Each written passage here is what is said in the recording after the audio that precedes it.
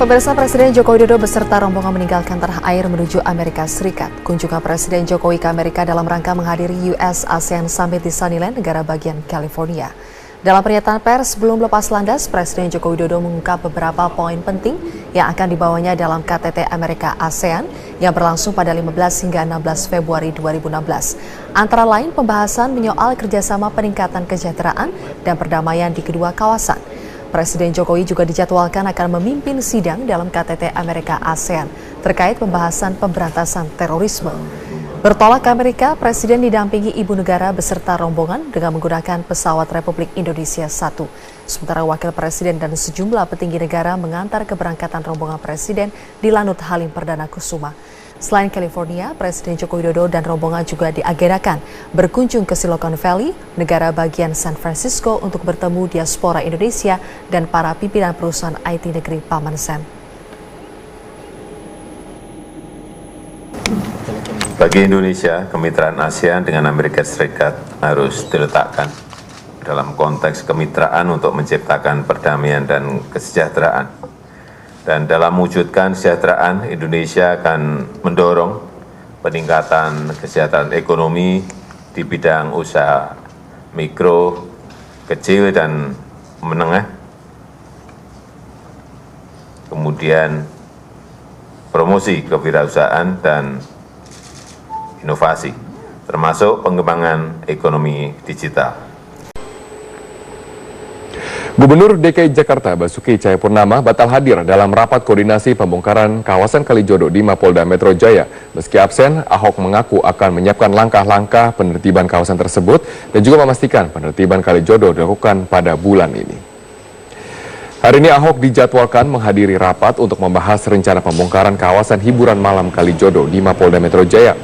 Rapat ini diantaranya akan dihadiri oleh Kapolda Metro Jaya dan Pangdam Jaya. Namun Ahok berhalangan datang karena harus menghadiri rapat pimpinan di Balai Kota DKI Jakarta. Meski tidak dapat hadir, pihaknya menyatakan tetap menunggu hasil rapat untuk menyusun langkah-langkah yang akan dilakukan bersama Polda Metro Jaya. Ahok bertekad untuk menertibkan kawasan Kalijodo sesegera mungkin karena Kalijodo adalah kawasan hijau yang telah lama diperjualbelikan oleh oknum.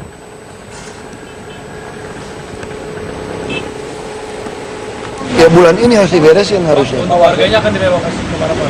Kita akan pencak. Untuk yang mau dagang kita akan kasih ke UMKM atau Pasar Jaya. Yang mau tinggal kita akan bagi di rumah susun yang ada. Yang mana ada yang kosong kita bagi. Kalau yang KTP bukan Jakarta Pak? KTP bukan Jakarta ya pulang kampung aja udah kita bayar. Pulang. Gubernur DKI Jakarta Basuki Cahayapurnama menyatakan praktek prostitusi sulit untuk diberantas dan masih akan terus terjadi di ibu kota. Ahok berharap adanya lokalisasi di Jakarta. Menurut Ahok, prostitusi di Jakarta tidak hanya terjadi di kawasan Kalijodo, namun juga terjadi di sejumlah hotel mewah, kawasan Mangga Besar hingga Ancol. Menurut Ahok, satu-satunya cara agar prostitusi tidak berlangsung liar adalah dengan melokalisasi kawasan prostitusi. Bagi saya prostitusi itu di Jakarta di mana-mana ada kok. Kamu kira di hotel mewah nggak ada? Kasus hotel-hotel yang bayar pakai pesanan nggak ada. Ya kan? Kamu kira di Mangga Besar, di Jakarta, di Ancol, di semua kota nggak ada prostitusi? Di karaoke, di pijat-pijat kamu kira nggak ada prostitusi? Itu tuh munafik aja. Makanya aku udah ngomong sampaikan berkali-kali kalau saya ingin ada lokalisasi. Sama seperti kotoran manusia, kamu buang di mana-mana berserakan itu jorok. Jadi kalau kamu taruh dalam satu toilet, duduknya bisa lama-lama kamu di situ. Ini persoalan di situ aja. Ya saya nggak persoalan prostitusi. Saya kira nggak ada orang bisa habisin prostitusi kok. Kamu kira di Doli sekarang udah habis, di kuburannya masih banyak sekarang. Banyaknya pohon tumbang di beberapa wilayah di Jakarta saat musim hujan tiba dikeluhkan warga ibu kota. Menurut Gubernur DKI Jakarta Basuki Cahayapurnama, Dinas Pertamanan dan Pemakaman tidak berfungsi maksimal menangani hal tersebut. Ahok menegaskan persoalan pohon tumbang telah diserahkan ke petugas pemeliharaan prasarana dan sarana umum atau PPSU. Namun hingga saat ini kinerjanya belum berfungsi maksimal. Ahok menyebut Kepala Dinas Pertamanan dan Pemakaman DKI Jakarta Ratna Diah Kurniati diberi nilai C karena dianggap lamban dan tidak mengerti persoalan di jajarannya. Banyaknya pohon tumbang di saat musim hujan selalu dikeluhkan warga Jakarta. Selain menyebabkan arus lalu lintas tersendat, juga membahayakan warga yang melintas.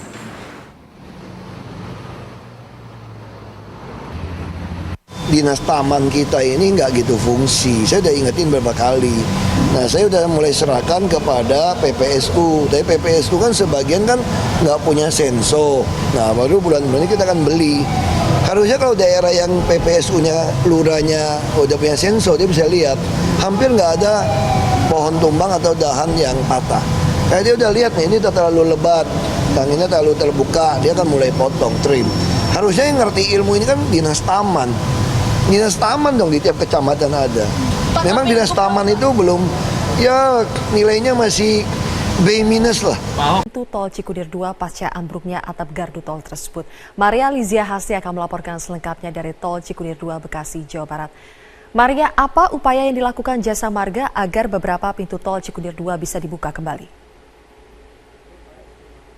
Ya, Zilvia, selain perbaikan, upaya sementara yang dilakukan oleh pihak Jasa Marga ini adalah menyangga pintu tol yang kemarin memang ambruk diterjang oleh angin kencang dan hujan deras. Kalau kita lihat, ini di sebelah kiri saya ada 2 tiang penyangga coklat berukuran besar untuk menyangga atap tol. Kemudian di sebelah kanan saya, ini ada tiang penyangga yang sedikit lebih kecil jika dibandingkan dengan sebelah kiri saya. Kemudian di tengah-tengahnya itu Zilvia, di atap yang kalau kita lihat ambruknya itu kemarin parah dibandingkan dengan atap di kiri dan kanan, itu disangga oleh 1 pintu tol. Nah, memang kalau dipikir-pikir Zilvia, keamanan dari pengguna jalan yang melintas di gardu tol Cikunir 2 ini bisa dipertanyakan. Namun pihak Jasa Marga sudah menjamin keselamatan dan keamanan pengguna jalan yang melintasi ini. Pihak Jasa Marga mengatakan sudah memikirkan sebelumnya untuk membuka pintu tol yang saat ini dari 15 pintu tol sudah dibuka 10 pintu tol. Dari sebelumnya bertahap 4 pintu tol, kemudian tadi pagi dibuka 8 pintu tol, sekarang dibuka lagi 10 pintu tol. Jadi otomatis hanya ada 5 pintu tol saja yang belum bisa dioperasikan seperti itu. Nah, tadi kami juga sempat mewawancarai pihak Humas atau Corporate Communication dari pihak Jasa Marga dan berikut adalah keterangannya. Salah satu jalur yang vital juga ya, menghubungkan antara Cikampek dengan Jakarta lingkar luar. Nah, dan ini juga untuk pelayanan kepada pengguna jalan kami gitu ya. Jadi artinya tentu kami sebelum membuka ini kami juga memastikan bahwa memang ini aman untuk dilewati.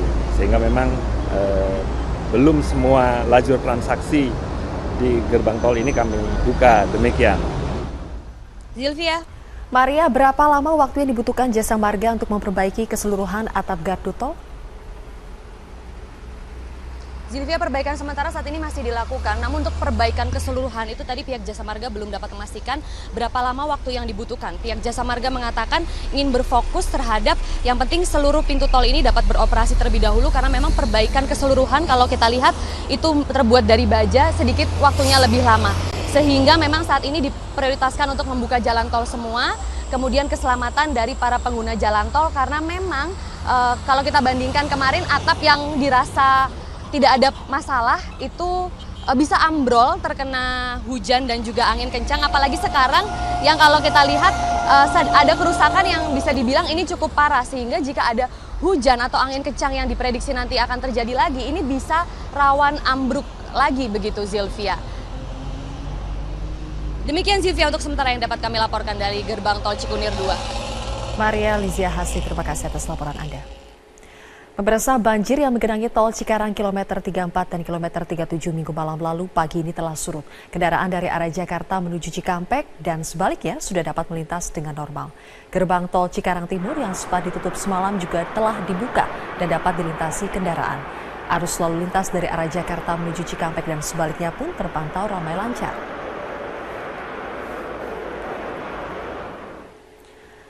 Banjir yang menggenang Minggu malam menyebabkan petugas kepolisian Polresta Bekasi Kabupaten menutup jalur kendaraan yang melaju dari arah Cikampek menuju Cikarang Pusat. Kendaraan dialihkan menuju gerbang tol Cibatu kilometer 34. Kepadatan pun terjadi mulai kilometer 37 hingga kilometer 47.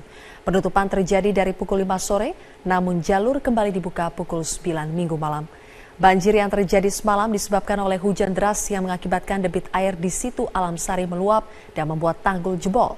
Untuk mengantisipasi hal ini agar tidak kembali terjadi, PT Jasa Marga akan berkoordinasi dengan pihak pengembang untuk memperluas penampung Situ Alam Sari dan membenahi sistem drainasi tol agar dapat menampung genangan air saat hujan deras.